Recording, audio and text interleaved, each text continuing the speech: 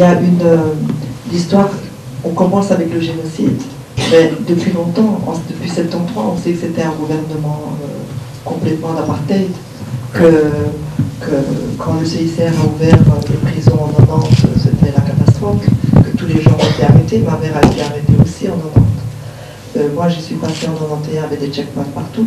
Donc, c'est un pays où se sont succédés quand même des ambassadeurs français. Donc, il n'y a aucun qui a pu donner l'alarme de ceux qui se préparaient, parce que c'était quand même une solution finale. Mais au départ, il y a eu quand même beaucoup de choses qui se sont passées depuis 1973. Beaucoup de gens qui sont ici dans la salle ne pouvaient plus être au mandat à cette époque-là. Moi, j'ai un témoignage assez compliqué. C'est celui du général Varé. Le général Varé, c'est un des responsables des missions de coopération en Afrique.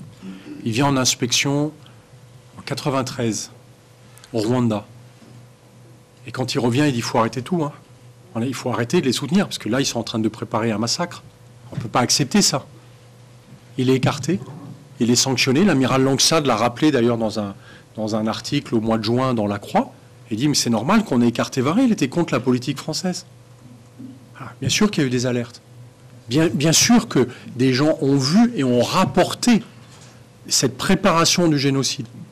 Ce qui est terrifiant, et c'est ça qu'il faudrait qu'on arrive à comprendre, c'est qu'est-ce qui fait que, j'imagine pas 2 secondes en France, c'est peut-être ridicule ce que je vais dire, qu'il y a un décideur politique qui ait voulu participer au génocide.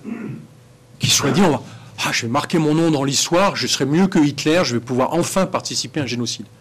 Qu'est-ce qui fait que ces hommes et ces femmes, mais là en l'occurrence il n'y a que des hommes, ces hommes qui sont réputés être intelligents et informés, qu'est-ce qui fait qu'ils écartent les informations de la DGSE, je le disais tout à l'heure, le 4 mai 1994? On leur dit il faut immédiatement condamner publiquement ce gouvernement. Et qu'est-ce qu'on fait? On les reçoit à l'Élysée. Qu'est-ce qui fait dans leur tête? Qui les a influencés assez pour qu'ils écartent les bonnes informations et qu'ils soient sur de mauvaises? Moi, c'est ça que j'aimerais comprendre. Parce qu'ils ne l'ont pas fait juste pour nous emmerder. Ils l'ont fait parce qu'ils ont cru dans quelque chose. Ils ont cru en quoi? Qui les a intoxiqués? J'ai des doutes à ce sujet. Je suis persuadé que les faucons dont on parlait, ils ont en permanence alimenté ces décideurs politiques avec des informations totalement fausses. Aujourd'hui, le plus grand danger dans notre société, ce sont les informations toxiques. Et c'est de ça dont il faut se méfier, parce qu'on peut faire prendre des décisions, mais totalement inouïes, à des gens qui sont réputés être sains d'esprit. Oui, tu as raison. Il y a des Français qui ont remonté des alertes, et je pense qu'ils ont fait bien leur métier, qu'on a écarté, parce que, manifestement, ces décideurs, les Hubert Védrine, les François Mitterrand, les Édouard Balladur de l'époque, même s'il ne veut plus en entendre parler, c'est quand même lui qui était Premier ministre, ont eu une autre information qui les a persuadés que... Eh bien, qu'on nous le dise. J'aimerais bien le savoir.